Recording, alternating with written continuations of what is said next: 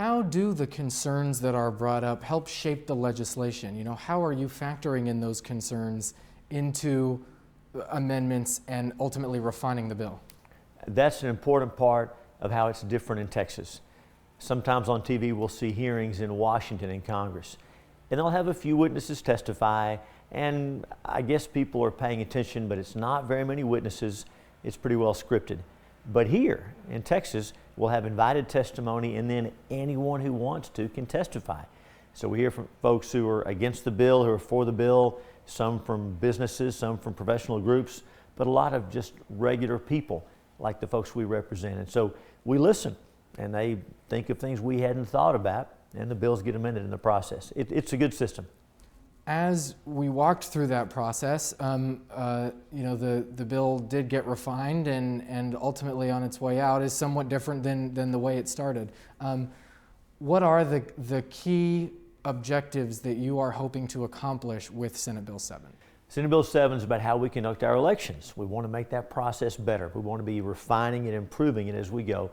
Senate Bill 7 will make it easier to vote and harder to cheat, and that's the idea. So things in Senate Bill 7, like when you're in line at the polling place. If you get there, you're waiting in line, and the polling place closes, Senate Bill 7 makes sure that you will get to vote. You can't be kept out just because the lines were long. That wouldn't be right. Senate Bill 7 clarifies that. Also says if you request a ballot by mail, if you're 65 or over, or you're disabled, or you're going to be out of the county, you request that ballot by mail. Many folks tell us that they don't know if their ballot's going to make it in time. We're not sure where it is. What happened? I requested my ballot. Senate Bill 7 provides a tracking system. Just like when you order a package online, you can go online with that tracking number and see where your package is. We'll have a system just like that for your ballot. Only you, of course, can check on where your ballot is. And then after you cast your ballot, what about a paper backup? What about a system to make sure that we can do a recount, that we can know the vote was accurate, the tally was accurate? So processes like that to make sure it works, make sure folks can have confidence in the system, and also security is part of integrity as well. We talked about those mail ballots. The law in Texas says 65 or over, disabled, are going to be out of the county. Those folks can get a mail ballot. But able-bodied citizens who are going to be around vote in person. That's how we do it in Texas. That's how most states do it. We know that system works. And so it protects those processes. And how about poll watchers? As you know, poll watchers are from both political parties. Candidates can have poll watchers there. And those poll watchers in the polling place and in central counting, they're the eyes and the ears of the public. So this bill makes sure that they have access to what's going on so they can do their job. They're there to observe the election workers and make sure the law is being followed.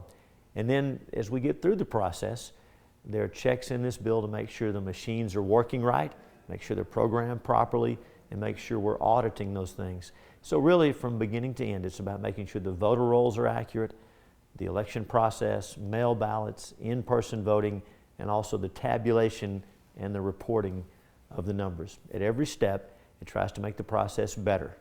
What do you say to critics who say that this goes in the wrong direction? You know, we've heard the phrase "the new Jim Crow" being used by Democrats, which essentially feels like a heavy-handed way to just say minorities would suffer disproportionately from this bill. What's your response to those criticisms? It's unfortunate when in Texas we're having a policy discussion and folks want to inject national political stuff. And I don't mean you, I mean people who bring that up, because it does come up, and they'll talk about Georgia or Pennsylvania. Those are nice states, nice people there. Senate Bill 7 is about Texas elections. For a long time, we've been working on making the process better. In 2017, Texas legislature passed some mail ballot reforms. They've been helpful. 2019, we had Senate Bill 9 pass the Senate with some similar reforms. This is part of that process. So I do hear what you're saying. And again, many folks are trying to draw this into a national debate, and these groups send out emails to raise money and to get people riled up.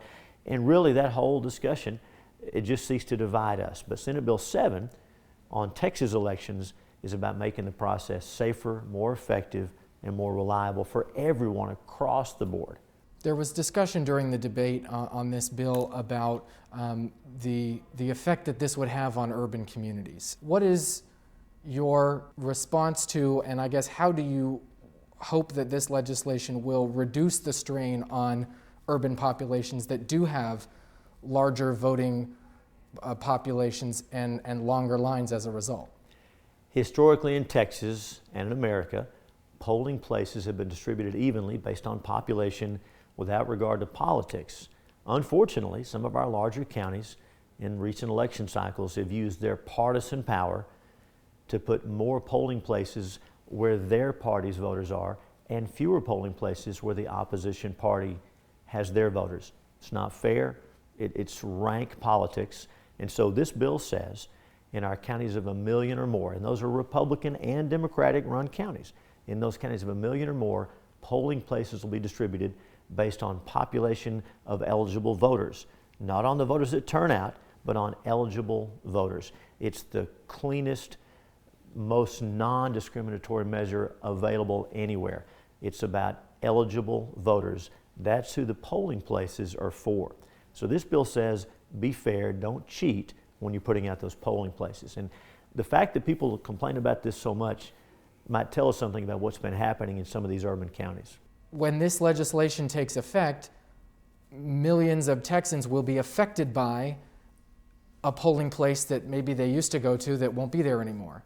And they'll have to find another place to cast their vote, creating a new situation in terms of lines in other locations that maybe there wasn't long lines historically at this location. Now we got to find a new place where there's going to be a longer line, et cetera. What is the remedy for that? The lines should be better after Senate Bill 7 because, again, the polling places will be determined based on eligible voters, where the voters are, not where the politicians want to give themselves an advantage and hurt their opponents, but the polling places where the voters are. That's what Senate Bill 7 is about. Not all legislation's perfect, and I don't think anyone pretends to have written a perfect bill in this legislature. How do you hope that this, as this moves forward in the process, how are you building upon what has been done, and what do you hope to do moving forward in the future as well? Well, as you know, a bill's got to go through the House and the Senate, signed by the governor, so multiple sets of eyes take a look at it from different viewpoints, and that's how the process works, and usually it works pretty well. Bills get better as the process goes along, and that's happened with Senate Bill 7. So it's on its way to the House. The House is sending us some election bills as well, and so we're going to compare notes, look at what we learned, look at testimony we heard, and put the best elements in the final bill. So the process is working like it's supposed to. There was discussion on the House side of the House election, overarching election bill, where there was talk about what's the bigger mistake, to keep someone from voting or to count a bad vote. Where do you land on that? We want to get it right. We want to make sure that every eligible voter is able to vote, and that their vote's counted accurately, and that they know it's counted accurately. I don't think it surprises anyone that as people lose faith in the process, they lose faith in the equipment or the way the votes are counted or the way the election's conducted.